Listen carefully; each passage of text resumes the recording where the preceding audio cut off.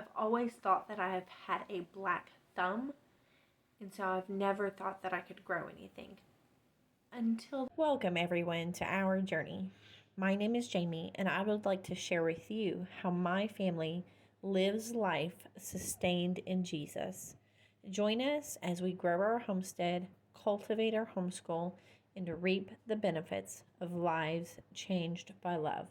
But I'm going to explain my garden, what that looks like. I'm still a new gardener. A little backstory. I started gardening 4 years ago. I wanted to garden. I had never gardened. I had killed everything that I had ever owned when it came to plants. I actually was teased by some people because any houseplant that I had turned into a tumbleweed, is what it felt like. And so I thought that it would be the same way growing something outside. But something in me was desiring that. I wanted to know what I was feeding my family. I wanted to put on the table what I had helped to grow with my hands. And so I started 4 years ago with the help of my younger sister, who is a little bit more knowledgeable in the area, to start seeds. So I just went to like Lowe's or Home Depot or Sutherland's, and I got some seed packets and started some seeds. I also got some starts that year, and I felt really good. I went and got me something to break up the land. It was just a little plot, like maybe 4 foot by 8 foot plot in ground. We have really rocky soil where I live, and so it was physically challenging, but I was very motivated to do it. And when I accomplish something, it helps to motivate me to do more. So once I got finished with that, I was super excited just to find out that the location that I had made for my garden that year, I had picked it in the off season when there were no leaves on the trees. So when the leaves started filling in, all my stuff was in the ground and there was no sunlight at all for my garden. I didn't pay attention to that. I didn't know what to look for. And so all that work was for nothing hardly. I barely got anything out of it.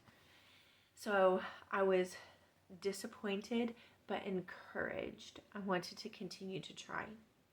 So the following year, I had put a garden on the opposite side of our property, and with the help of my lovely husband, he had built me a bigger bed. It was 8 foot by 16 feet. And that worked that's what I have used for the past 2 years. And the first year that I used it, I planted a bunch of stuff, but then I was pregnant. Yeah, that was one of the years that I got pregnant. And I was like, this gardening is not for the faint of heart. And Arkansas summers are really kind of rough sometimes.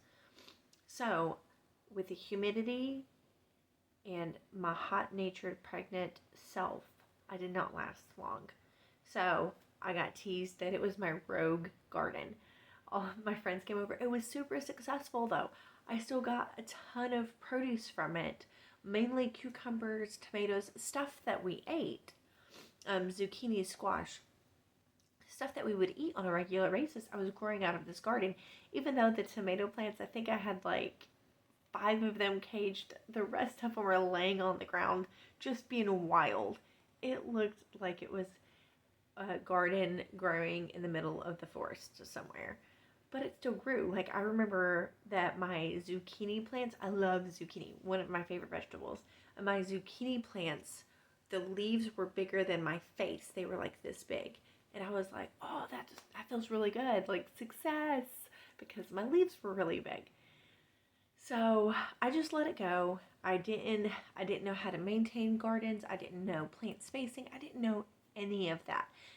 And to be honest, I didn't stick with it that year because I didn't take into account that I was going to be pregnant that summer. This past year was my most successful garden. I added on. Brad came in and dug me into the ground right beside that, where we could dump some compost into it. So like an in-ground raised garden bed type thing, because we have really rocky soil. So he dug into the ground, and then we filled it with some of the compost soil that we get.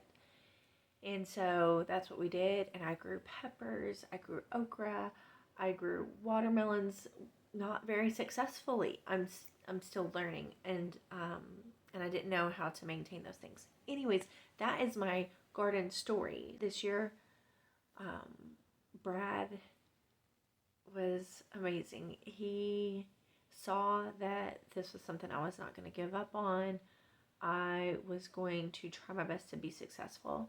With the help of my lovely husband, he decided to make my dreams come true, because I also had a passion to learn how to preserve my food. So I have learned how to can this year. It was my first year learning to can. He got me a freeze dryer this year, and is just totally embracing this new lifestyle that I have so desperately longed for my family. And we have seen not just ourselves thrive, but our children. So he leveled out, moved some land, moved some dirt on our property, helped me to figure out the best place for a large-scale garden, because we have 12 acres, but most of it is forested. It's not pasture, so there's not a lot of sunlight that can get in. So he has cut down trees, he has moved dirt, and then he got his big truck, got all the wood, and built me some garden beds, some pretty large garden beds. And then I wanted an in-ground bed also. And we've moved the pigs up there by it. Like, it's becoming very much what I envisioned. And I can't tell you how much I appreciate him supporting my dream. So, with that in mind, my goal this year is to raise enough food to feed my family for 1 year. So that sounds like a lot. It's going to be a lot of work, and I hope you're ready, because we're going to make it happen. We are going to make it happen. So I will show you how I have planned this out. I have wrote down everything that I would need for a year's worth of food for my family. And it's very simple. All you have to do is Google how many plants does it take to feed one person for a year. And that's totally out there. Like, pretty easy to get to. So for our family, and I did for a family of 5, because we are a family of 6, but Josiah is so little, all of our children are 6 and under. So I said for a family of 5, we would need 35 strawberry plants, 100 pole green beans or snap green beans, 25 Roma tomatoes, 3 cherry tomatoes, 5 slicing tomatoes, 5 yellow squash, 5 zucchini plants, 5 honey nut or butternut squash, 5 sugar pumpkins, 50 asparagus, 20 broccolis, 5 Brussels sprouts, 20 cabbage, which that may be on the high side, 100 carrots, 10 celery, 75 corn, 20 cucumber, 3 eggplant, 20 lettuce, 10 watermelon, 15 okra, 100 green onions, 15 pepper plants, 100 potatoes, 50 dry beans or bush beans, and then I also plan to do mushroom spores, which that will probably be maybe 2 bags of mushroom spores. Excuse me. Oh, and I am sitting in my homeschool office playroom area.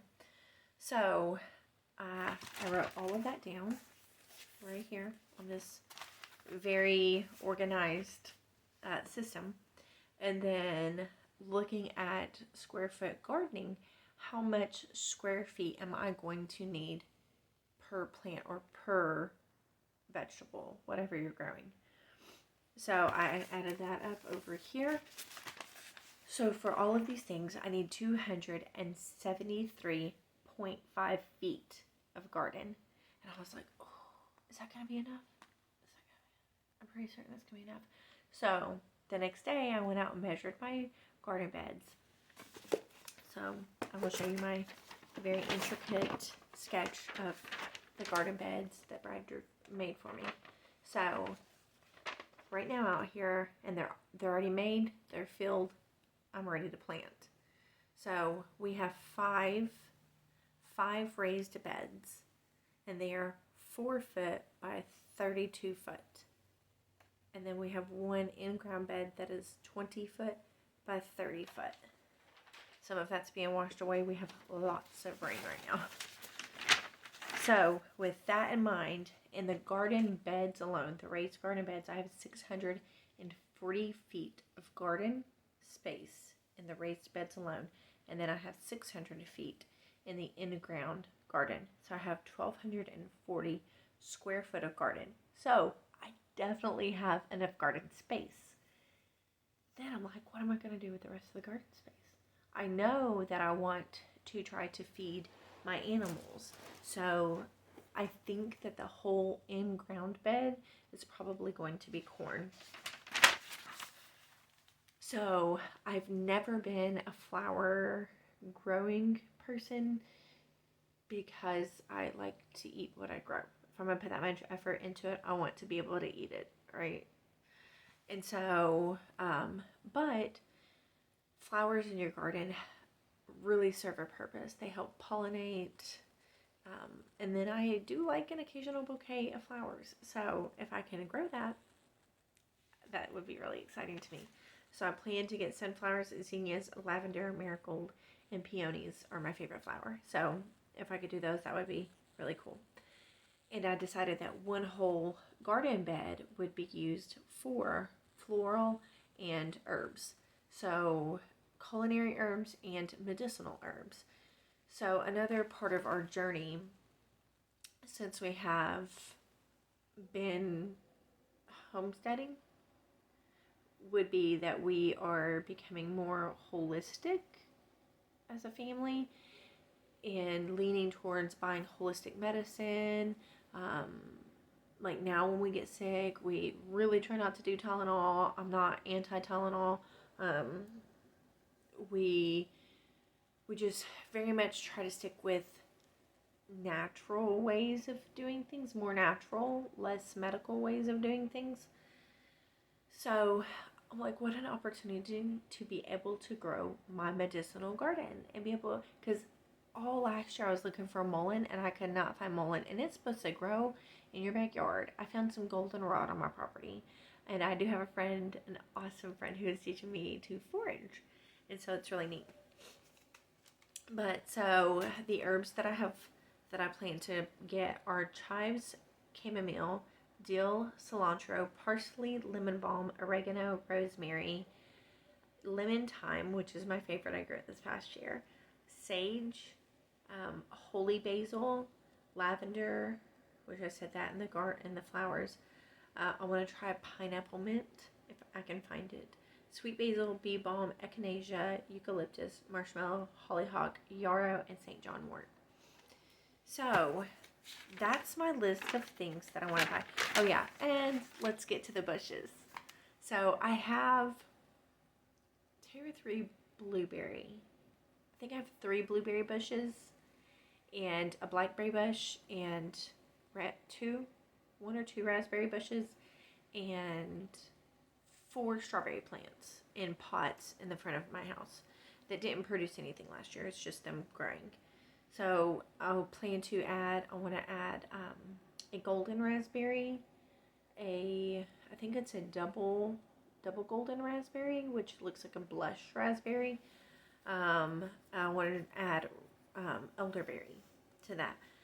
And then we also plan to add trees: peach tree, apple tree, pear tree, cherry tree, plum, fig, Meyer lemon, and then some in doing my research, let me know if you guys have heard of these. I want to add a pawpaw tree, which I've never even had the fruit. Please let me know if you have had it and what you think about it. If you have not, look it up. P-A-W, pawpaw fruit. It is native to Arkansas. And then a jujube tree. I may not be saying that correctly. That is what I have sat down doing my research, what I have decided to add to our garden this year. It is going to be a lot, but I know that we can do it. We have the space for it.